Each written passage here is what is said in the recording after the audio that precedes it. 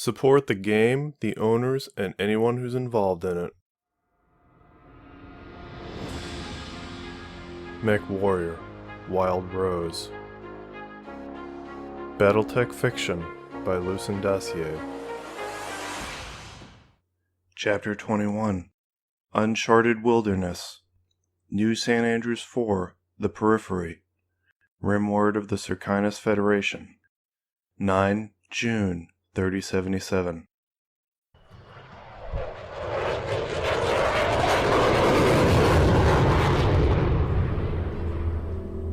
The blossom flew over the trees, going as fast as Marie could manage. She had no destination in mind. All she could think was to get away.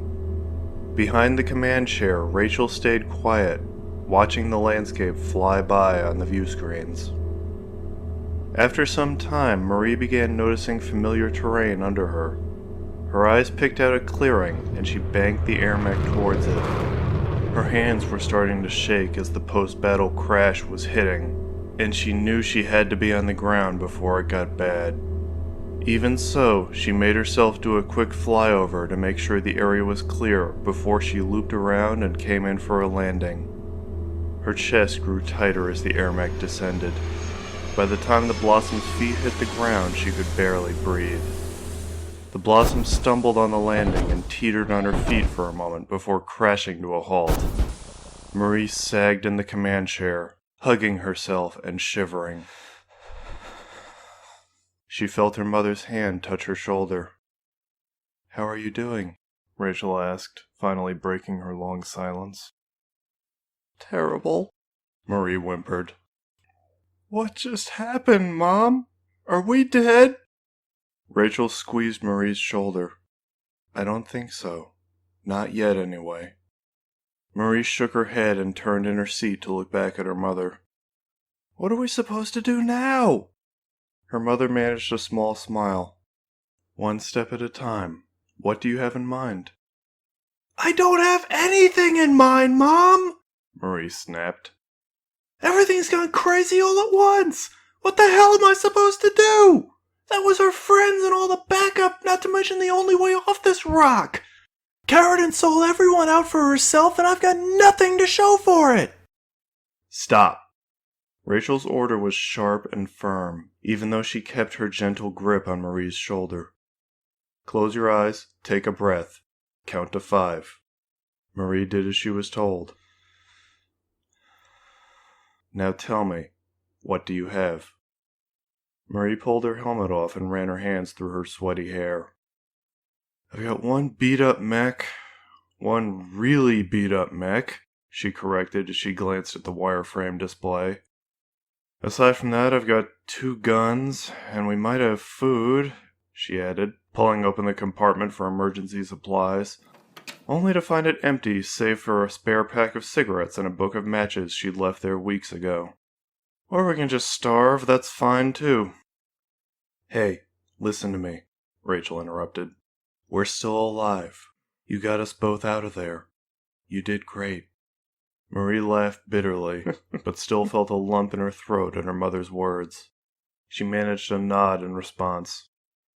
"We'll get through this. We have to," Rachel said. "Now one step at a time. We need to make sure everything's running, right?" Make work, Marie thought to herself. She looked at her mother. Gone was the weak woman who'd cared only about living a safe, quiet life. Rachel's expression now was the hard look of a dropship captain putting her crew in their place. She'd seen her mother like this once or twice. On any dropship crew there would eventually be someone who got depressed or frantic from cabin fever, born of weeks and months crammed into tight quarters floating through the inky void of space. Rachel's go-to move was always to give the person a nonsense job, like doing diagnostics or counting boxes of supplies. Work for the sake of work, anything to get your mind off of the stress. Marie knew that was what her mother was doing, but at the moment she welcomed the distraction. She tried to concentrate, though she had a behind-the-eyeballs headache that was promising to get much worse before the day was over. She looked over the control board, doing a diagnostic check by rote. Her heat sinks were all right, despite the workout. Ammo reserves were above 90%. Fuel was low, evidenced by the blinking warning light next to the gauge. Her armor was beaten up, ground down to almost nothing in multiple places. By some miracle, there was only minimal internal damage, but she guessed that would change the next time someone shot so much as a handgun at her. "We're still functional, but I'm gonna need a refit before I go anywhere," Murray summarized. "Sensors are clear. All that's left is us, and..." She trailed off, her eyes flickering to the view screen. "I guess we should see if Wolfgang's still alive." "You didn't kill him?" Rachel asked. "Didn't see the point," Marie mumbled. She pulled her neurohelmet back on, re-establishing her link to the Blossom. Under her control, the air mech lifted her hands up to the cockpit 8 meters off the ground. Mentally bracing herself, Marie lifted the top hand away. Wolfgang was still there, his command chair lying on its side in the upturned palm of her hand. He winced as the sunlight hit his eyes, and drunkenly lifted one arm to shield his face. Marie felt a slight bloom of relief mixed with disappointment at the sight. She gingerly leaned the air mech over to set him down on the ground.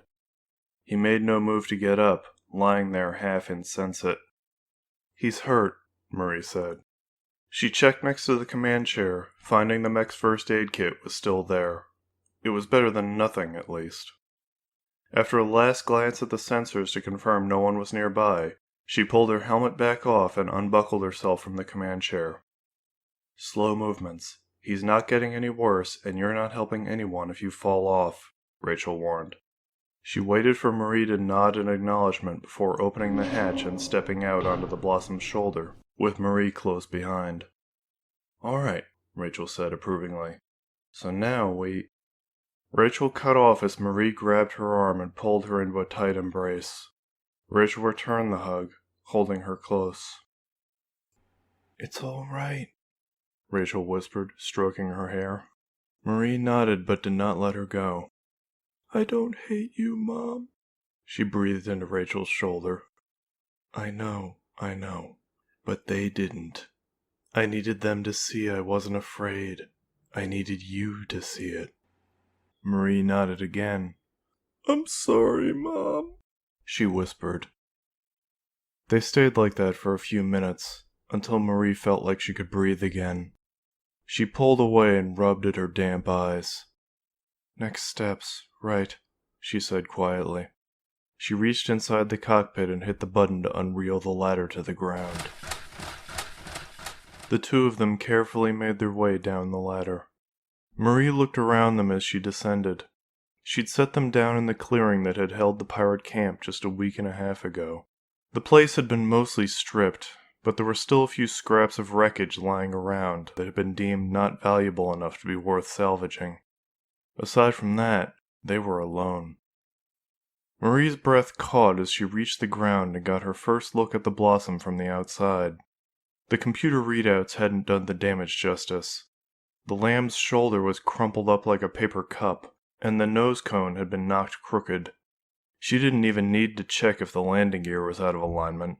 The wheel was hanging out of the nose, dangling by the mangled remains of the patched-together strut. The back of the mech was no better, scorched black from the explosion and dented from rifle rounds and missile impacts. Seeing her wilt at the sight of the mech, Rachel touched her arm encouragingly. Marie responded with a strained smile. She put the Blossom's condition to the back of her mind and pulled out one of the guns from her waistband, wordlessly handing it over to Rachel. Then the two of them moved to Wolfgang's ejection seat. The man was still strapped in, lying on his side. Marie knelt down next to him while Rachel took up a guard position, watching him like a cat eyeing a wounded bird. "Still ticking?" Marie asked. Wolfgang groaned. She couldn't even see his face through the spiderweb cracks in his neurohelmet visor. Marie took pity on him and lifted the heavy helmet off of his shoulders, tossing it away. Wolfgang achy tried to push her away with one arm while his other arm hung limply at his side. "Crazy bitch," he muttered. "Really? That's how you want to start this?" Marie asked. He groaned. Just hang on, girlie," My brain's still rattling from that ride. He held his good hand to his forehead, blinking hard. He clumsily started to fumble with the straps on the command chair, trying to free himself. Despite herself, Marie felt a pang of sympathy for the man, watching him struggle. There wasn't a lot of padding in the Blossom's armored palms. She had tried to keep the hands steady, and Wolfgang had had the command chair and the neurohelmet to shield him from the worst of the bumps, but he still would have been rattled around like a pinball on the ride here. From the look of him, he had a broken arm and maybe a concussion. "You caught all that, right?" she asked him. "Did you get to hear what your boss thinks of you?" Wolfgang didn't answer, but from the more deliberate motions of his hands and the way he set his jaw, she could see he knew. "And you're not going anywhere for a while, so how about answering questions? How long did you know Carradine was planning this?" Wolfgang smirked. "What, you're a master interrogator now after tripping up some pirate whore?" Marie slapped him hard enough that his head twisted to the side. He winced, then looked back at her, flexing his jaw. "See, that's more like it," he growled. "Put your weight behind it next time." Marie considered taking him up on the suggestion, but held herself in check. "I just want to know what you do. Does that really cost you anything?" He growled in response.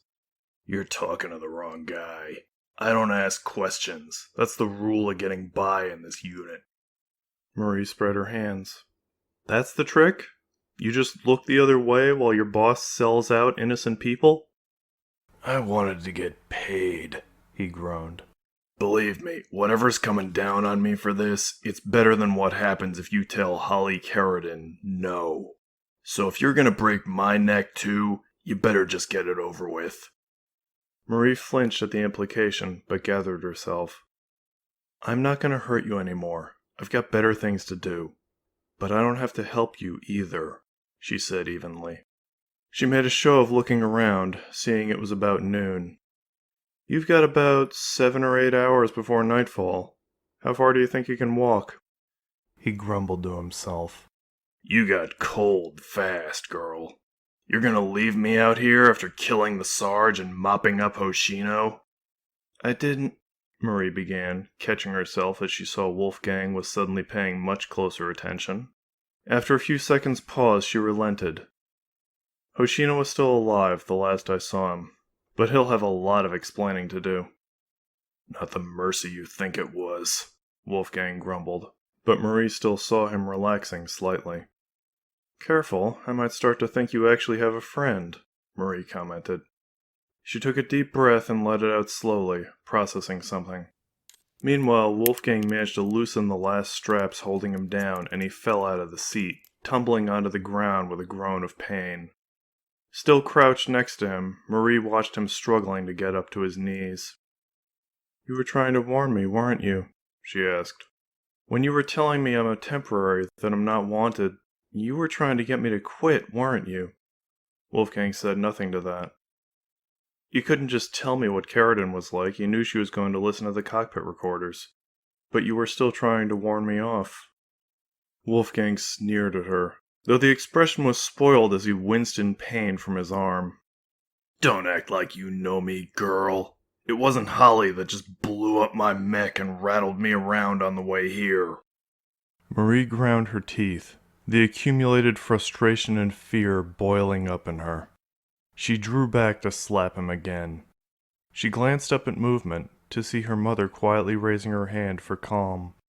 Marie lowered her arm and took a second to collect herself before opening her mouth again.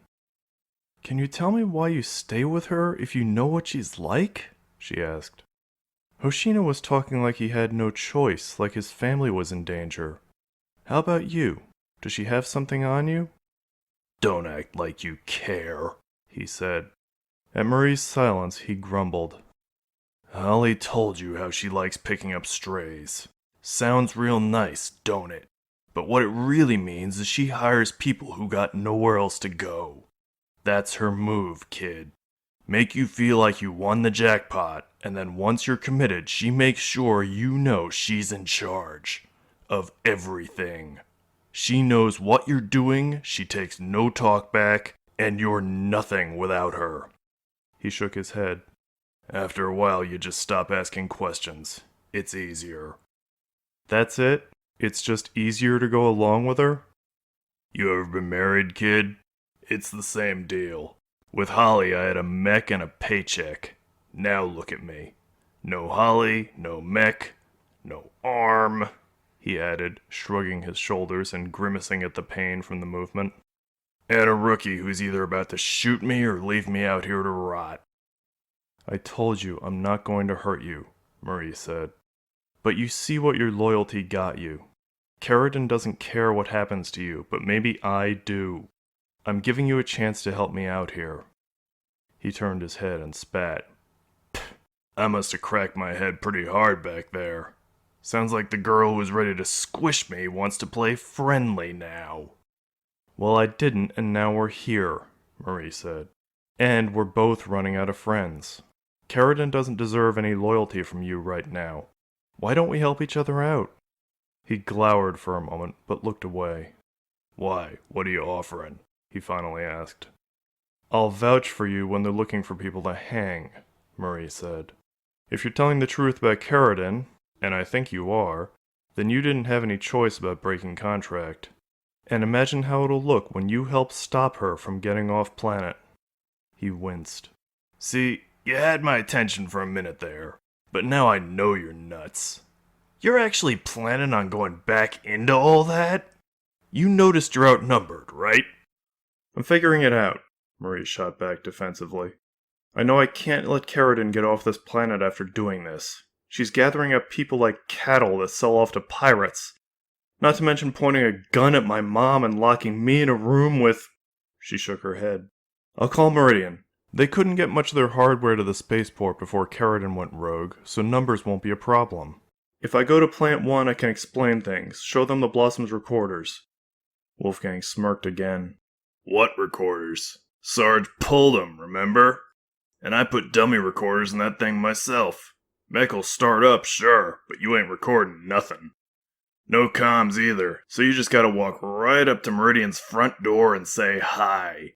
But leave me here when you do it, because I bet you my left nut Holly's on the horn with them right now, telling them how her unstable rookie's gone rogue and thrown in with the pirates. How you blew up their equipment and got us captured, and she's desperate to warn our poor client before you try to attack them next. You show up at Plant 1, they're gonna shoot first and ask questions after you're dead. Marie clenched her fist in frustration. Fine, they don't have to take my word for it. I set all the prisoners free too. They would have gotten to motor pool. Yeah, I thought I heard a few tires getting blown, Wolfgang interrupted. LT had mechs patrolling the spaceport. How far do you think a handful of stolen jeeps got? You've seen what Holly thinks of ground pounders and loose ends.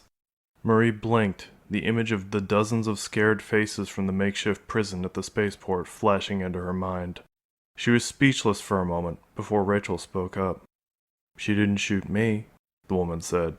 She had every reason to shoot me, but she didn't because she wanted to sell me. I'll bet she wants the same from everyone else at the spaceport. Yeah, Marie agreed, pushing down the memory of her mother with a gun to her head. Carradine won't just shoot everyone, she wants to sell them. She wants to get paid from this, especially now that she's short 2 mechs. 3 if Katamari didn't survive the blast. And right now she thinks you're in the wind. You've got the element of surprise, Rachel added on. Marie thought about that. The Blossom won't last long like she is, but Carradine's not in a great spot either. She'll need the Circanians if she's going to hold the spaceport against anything. And their stuff is torn up too, she said. She'd only glimpsed the Vulcan and the Valkyrie, but she remembered both showing up as damaged on the Blossom's readouts. If I can come in from behind, stay airborne and stay out of her range... I think I need to stop you there, seeing as we're trying to help each other out, Wolfgang interrupted. You know Holly don't just have mechs, right? She's got tanks, too. And if the crew at Plant 2 is back to work, she'll have a couple aerospace fighters real soon. Marie cursed under her breath. She'd forgotten about that. There goes air superiority, she muttered. It was the one advantage the Blossom offered them, and Carradine could already outmatch it. Bet you regret letting the pilots live now, Wolfgang quipped. And as for wanting to keep prisoners alive, see how fast that changes if you try making any move against her.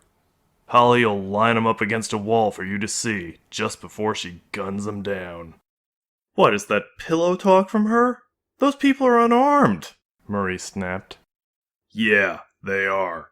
And you set 'em free, which means they meant something to you. That's Holly for you, kid. She finds out what you care about, and she'll take it from you, just so you know she can. If you really care about yourself or any of those people back at the spaceport, you'll stay away. I just said I won't let her get away with this. Then you're gonna die, Wolfgang responded flatly. 'Cause even if Holly's feeling very merciful about the prisoners, and even if you can somehow take out everything she's got before getting shot to pieces yourself, the fight's still over the second that goddamn overlord comes down. That thing can knock down a whole company of mechs without breaking a sweat. So what's your plan, kid? How do you plan to take on all of that trouble with just one mech? He turned his head, considering the blossom. Make that half a mech.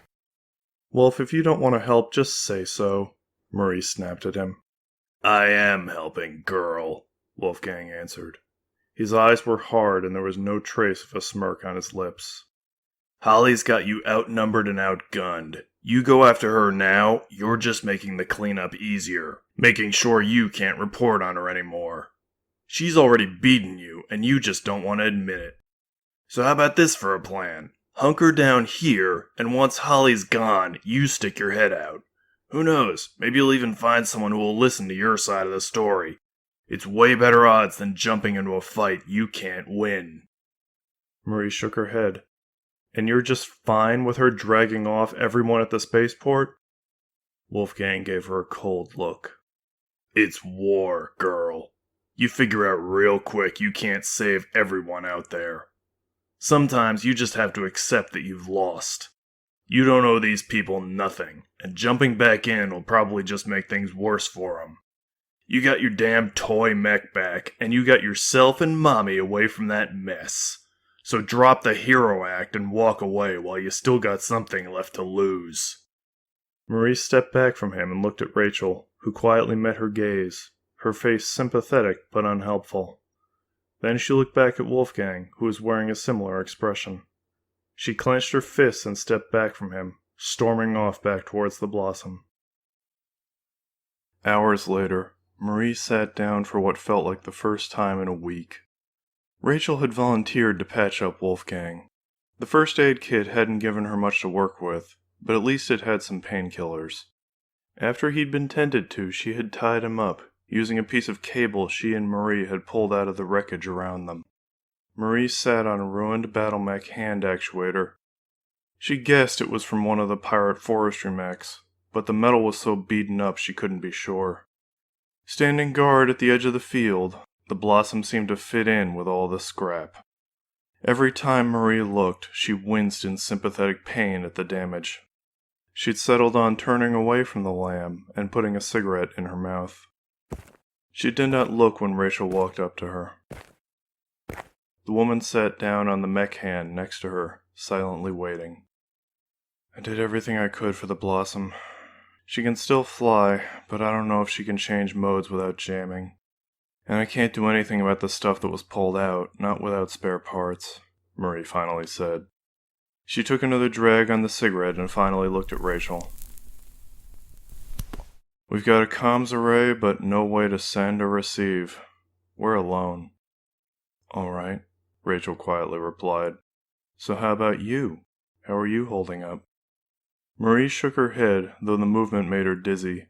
She'd taken some of the painkillers too, but a migraine had still settled in, and it was hitting her pretty hard. Feels like my brain's trying to gnaw its way out of my head. It's what I get for piloting right after rewiring my equipment, she answered with a gesture towards her neural helmet next to her. I've been tweaking that too. Maybe it won't kill me the next time I go up. Are you going to go up again? Rachel asked. Mom, I can't just leave it like this. If I let Carradine get away, she'll go do this on another planet. Don't tell me you're going with Wolfgang's plan. There's got to be an answer. Rachel calmly nodded. All right, I'm with you. So what are you going to do? Marie was quiet for a second before helplessly shaking her head. I don't know, Mom, she answered, her voice breaking. Rachel sidled closer to her and pulled her into an embrace. Sorry, Marie whispered. I'm trying my best, I really am. It's all right, Rachel said. It's hard to keep it together sometimes, when everything's falling apart. Marie did not move to pull away. That's what you've been doing, isn't it? Just keeping it together, ever since we lost Dad. Even before then, that man drove me crazy sometimes, Rachel said with a chuckle. How do you do it? This whole time, I mean... I had to, Rachel answered honestly.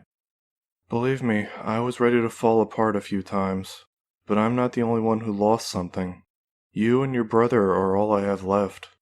The least I can do is show you how to keep standing, even if the two of you make it really hard sometimes. Marie laughed a little at that before a more somber feeling fell back over her. I knew Carradine was trouble, she admitted. There was something off about her, about all of them.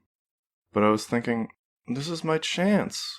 Maybe it wasn't perfect, but I had to take it, you know? I know too well. I thought if I can just get started here, I can go on to something better, Marie went on. Find someone good to work for, maybe even start my own... She swallowed. I was going to restart the Black Thorns, she finally admitted. Rachel smiled in quiet sympathy. I guessed as much from your passcode, she said. She squeezed Marie. Daniel said the same thing, you know, just before he left. Marie pulled away to give her a sad look. I tried to stop him, Mom. I thought I'd convinced him to at least wait until I was ready to go with him. He didn't want to put you in any more danger, Rachel said. He'd seen you claw your way back from getting crushed. He wasn't going to put you through that again. Mom, it was my idea to go out that day. I dragged him along. That's not how he remembers it, Rachel said with a shrug. He's your father's son. He'd rather take everything on himself than put his family in danger. And once he had a dream in his head, he wouldn't give up. She smiled sadly. It would have been nice if he'd told me he was cleaning us out, but he had a plan. He was going to start the Thorns up again, and then we could join him, and he'd keep us safe. Marie shook her head at the admission, her shoulders slumping. Guess that didn't work out, she muttered. So Daniel was Dad's kid, huh? What does that make me? The bittersweet smile stayed on Rachel's lips. You're a little more like me, she answered. Gambling your life on crazy things, buying old lumps of machinery you want to pilot, she said with a tilt of her head towards the blossom. But I see your father in you too. He never gave up, even when everyone was against him. I can tell you're not going to either. Marie let out a sad chuckle. That explains why Daniel still hasn't come back. We roses don't know when we're beaten. McCloud's either, Rachel added on. I've lost a lot in my life, but I know what to hang on to. Marie nodded mutely and took a long breath, thinking about something. Do you think he's still alive? She asked.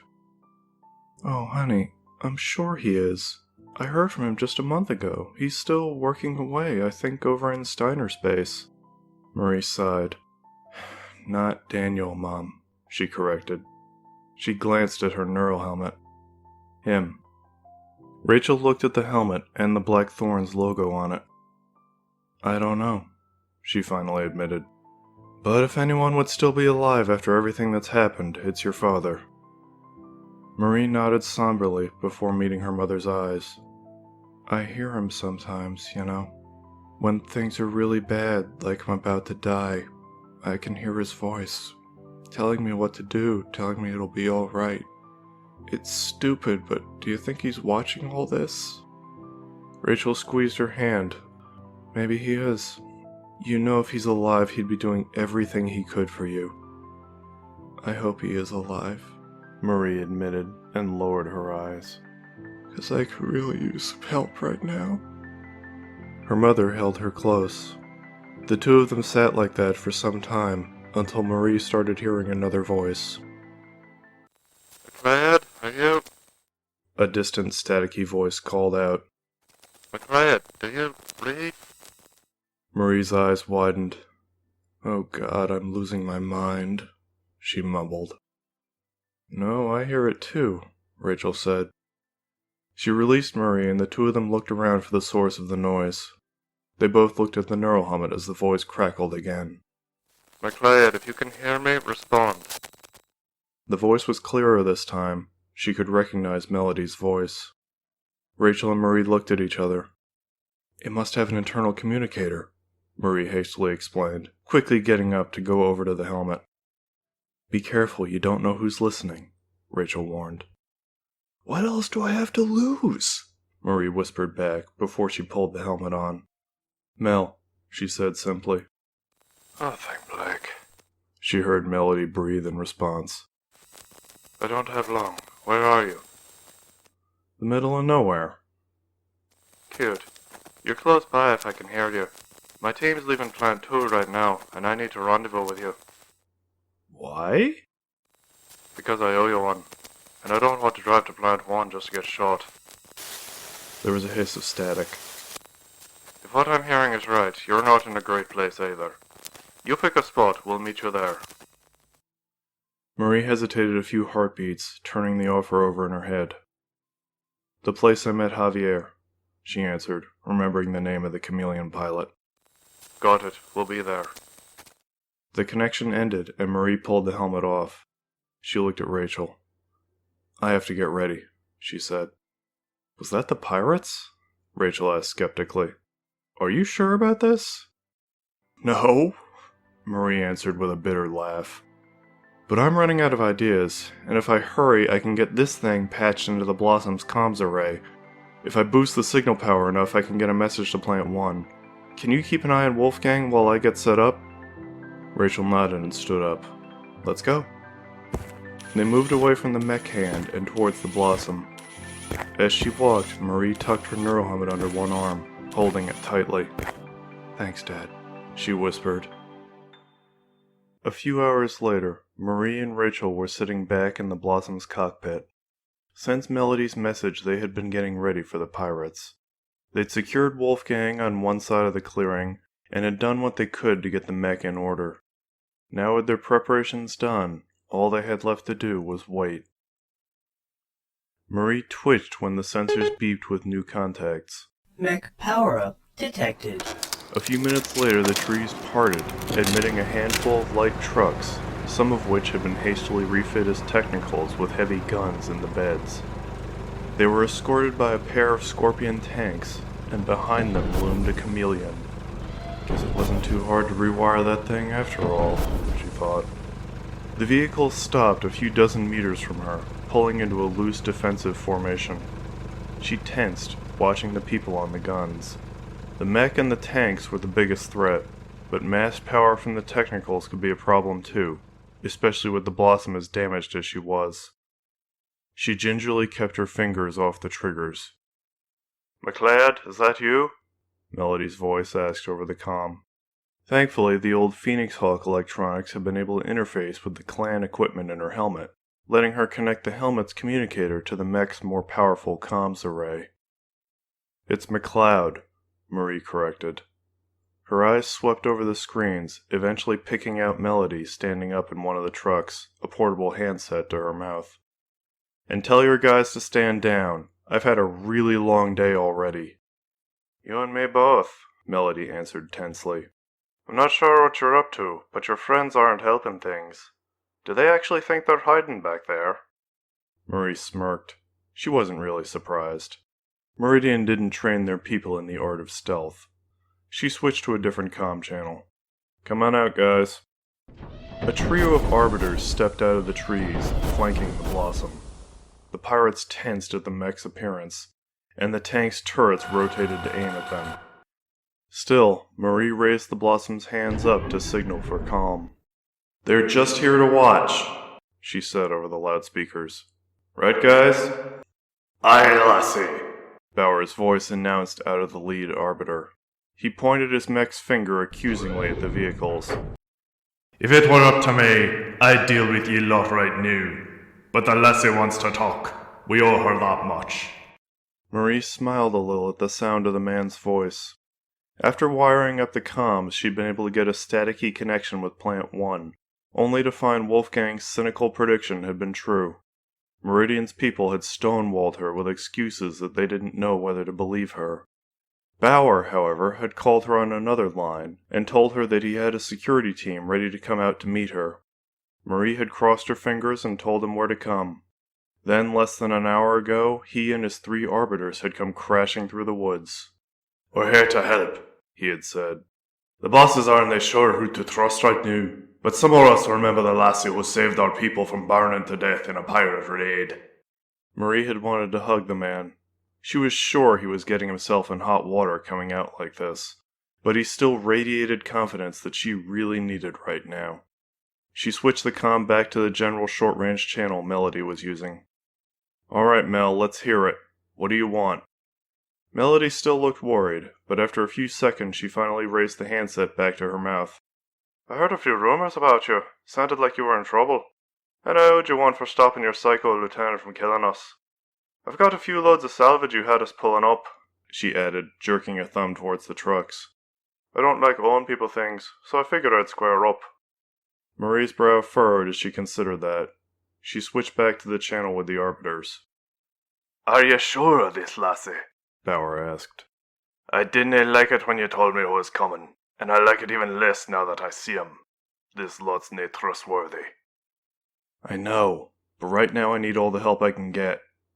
They're here and they're not shooting us, that's something." She bit her lip, debating something internally. She, her mother, and Bauer had spent the last half hour trying to come up with a plan. They had some idea of what to do, but Marie knew they needed more information. She hoped Mel could get them that much at least. She switched back to the general channel. "Alright, Mel, let's see what you have. Come over here. Tell your guys to stay back." The pirates nervously considered the 4 mechs arrayed ahead of them.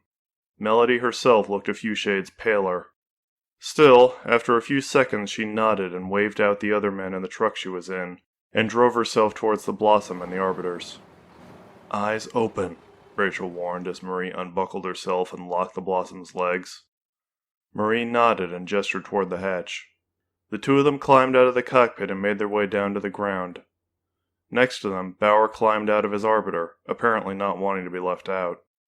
Marie quietly prayed the pirates weren't setting them up, or at least the 2 remaining arbiters could keep them in line. Melody coming over to talk was a good sign, at least. "After all, what's the worst that could happen?" she thought sarcastically. As they walked over to meet Bauer, Marie couldn't help but notice how her mother was standing up straighter and moving more confidently than usual. The woman looked full of energy, like she'd been a decade ago when she'd still been riding through space alongside Mechwarriors. "Don't tell me you're enjoying this," Marie whispered to her. "Maybe a little," Rachel answered with a hint of a smile on her lips. "I thought this part of my life was over. It's good to be reminded what it's like." Marie said nothing, but she felt her spirits buoyed by her mother's attitude. She took a breath to steady herself as Melody's truck pulled up to them. "Guess that answers whose side you're on," Melody commented with a glance at the arbiters as she stepped out of the truck. Their bosses are still figuring things out, but these guys have their heads on straight. Punctuating this, Bauer squared his broad shoulders, giving Melody a nonplussed look. Melody's face tightened and she nodded. "I bet they do." She tilted her head at the truck behind her. "Like I said, I'm here to balance out the books. I heard what happened to the spaceport, and it sounds like you needed some help. We got me and a few other techs with us, along with your salvage parts if you're looking." She looked up at the Blossom. "What'd you do, fly her into a wall?" "Sort of. The wall lost," Marie answered. "Looks like you both lost. How's the knee, by the way?" It's fine.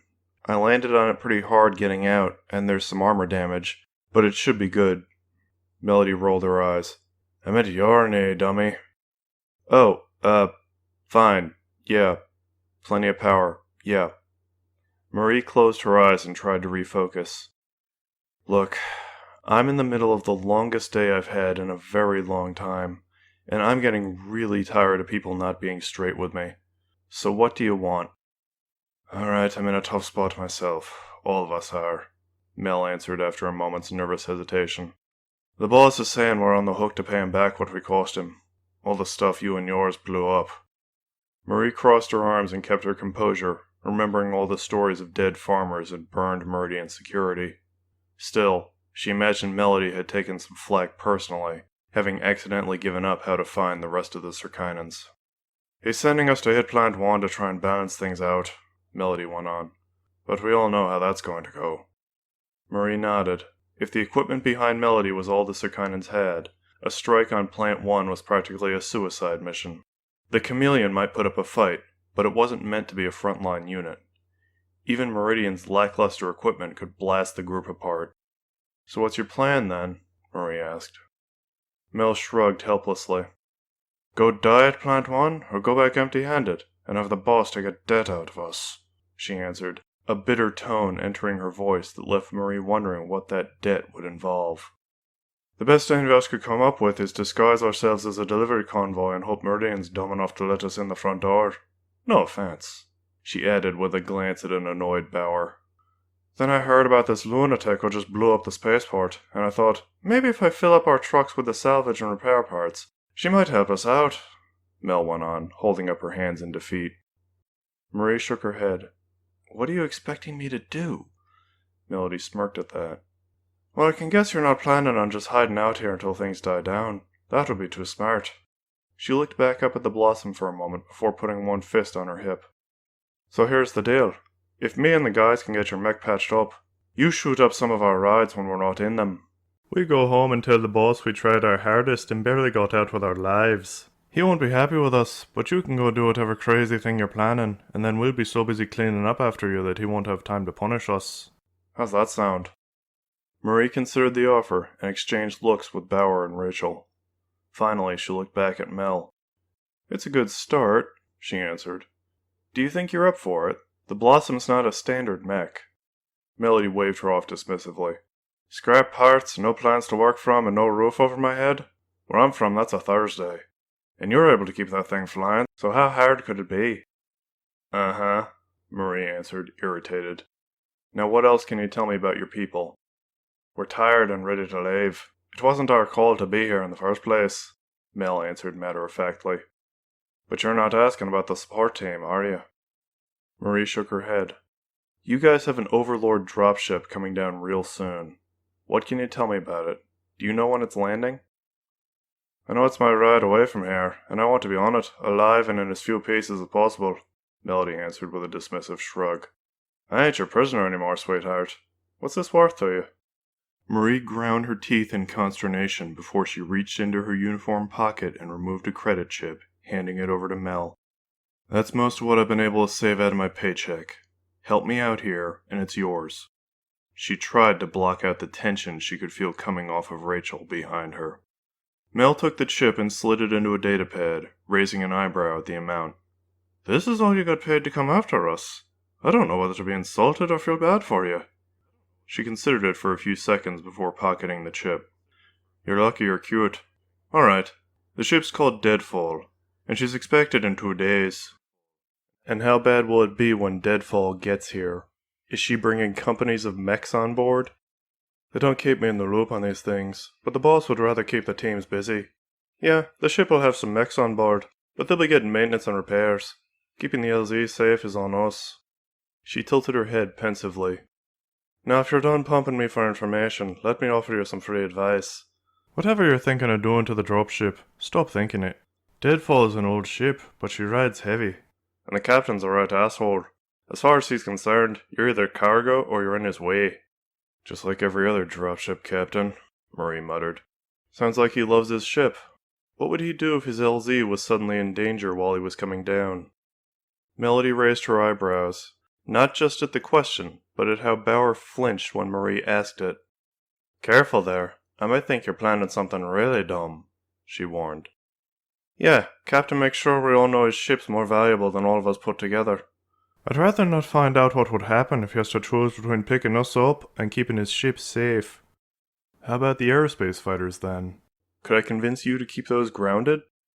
Mel shook her head. Your pocket change doesn't go that far. Boss already had me check both over before I came here.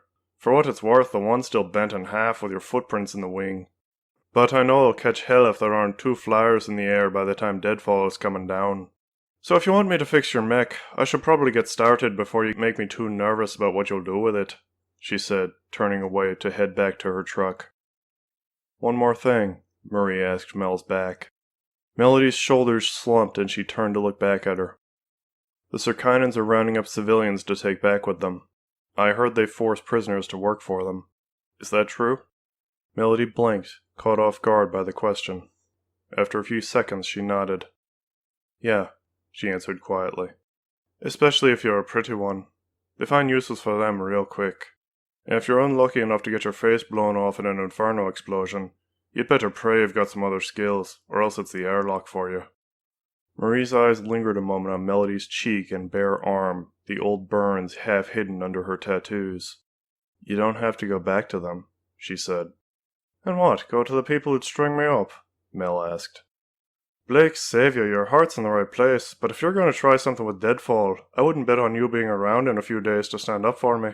So why don't we stick with the deal where I fix your flying mech and then you go cause enough trouble that the boss remembers why he hasn't shot me yet? Marie nodded mutely in response, and Melody turned away, lifting up her radio handset to call in the rest of her team. A few seconds later, Marie heard the other truck's engines revving up and the vehicles making their way over to the Blossom. Meanwhile, Marie headed back over to Bauer and her mother. That will risky, Bauer warned. If the lassie guesses what you're planning. I had to push, Marie answered. And even if she guesses, she won't say anything. It works out for her if we cause trouble before we all die horribly. She let out a heavy breath. So she's wrong, right? We'll survive this? Rachel and Bauer both nodded in response. The plan was simple enough. A strike on the spaceport was their only chance to keep Carradine from getting off-planet with her prisoners and loot. They couldn't go in too early, or else the pirates would just fade into the woods like they'd been doing since the beginning, probably retreating to a backup LZ. But if Marie and Bauer's people hit the spaceport while the dropship was coming down, Carradine wouldn't have time to retreat. On top of that, as heavily armed as an overlord was, its weapons were meant for use on the ground. During a descent, the ship was vulnerable, and the captain would know that. If he saw the spaceport coming under fire during his descent, he might abort the landing altogether and make good on the threat of have an LZ ready or get left behind the pirates were working under. Rachel herself had confirmed dropship captains had abandoned LZs for less. She didn't say anything too bad, Rachel commented. If anything, it's better than we were expecting. An older ship, no mechs to drop, and a captain who's full of himself. Marie nodded as she chewed one finger in consternation.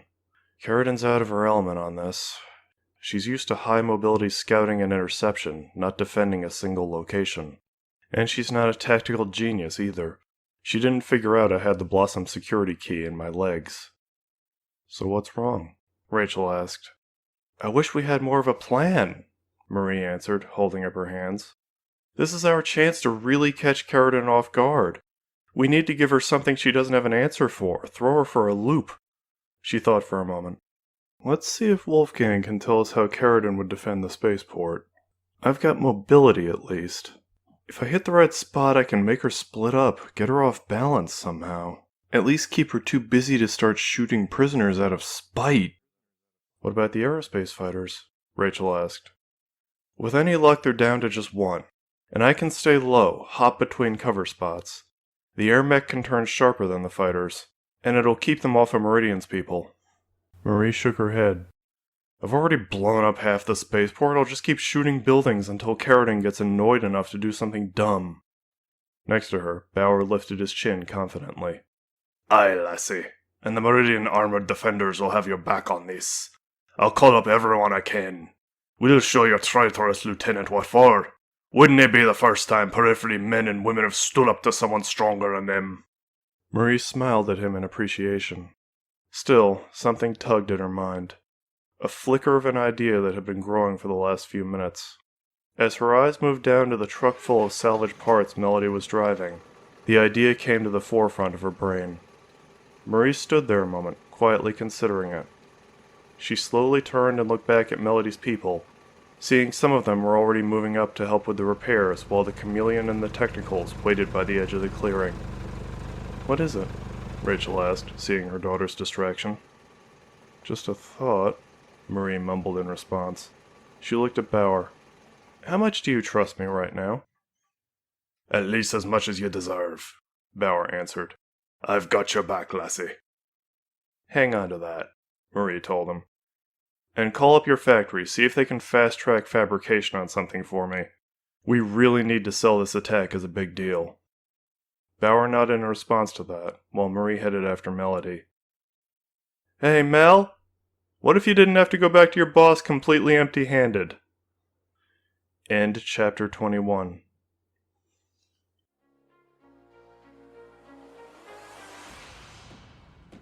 Thanks for listening. And if you've listened to the previous chapters, thanks for coming back. I hope you enjoyed this. Battletech and Mechwarrior are the property of Catalyst Game Labs. Before them was WizKids, and before them was FASA. There are also countless authors and artists who have contributed to this universe over the years. I encourage you to support the owners and any contributors in any way you can. Sound effects are sourced from freesound.org under the Creative Commons license. Music comes from joystock.org, published on a non-monetized video as per their rules. Rachel McCloud, the Bristol, Marie Rose Sr., and the Black Thorns are all creations of James D. Long, who among other things wrote Main Event and DRT for the Battletech universe. Go read his stuff. Image of Marie on the hand actuator is from Hatchie. Image of Melody is from Raphael. Image of the Arbiter comes from Tychorion. Image of Angus Bauer comes from Abyss Walker. Links to their X bios are in the description, and an image is on the screen right now. Images of the Scorpion and the Chameleon are from Sarna. Links to all of them are in the description. As always, like, comment, and subscribe if you think I earned it. And visit my Ko-fi page if you'd like to see a gallery of the art for this story so far. A link is in the description. Donations are not required, but they are appreciated, and go towards paying the artists and hosting the podcast version.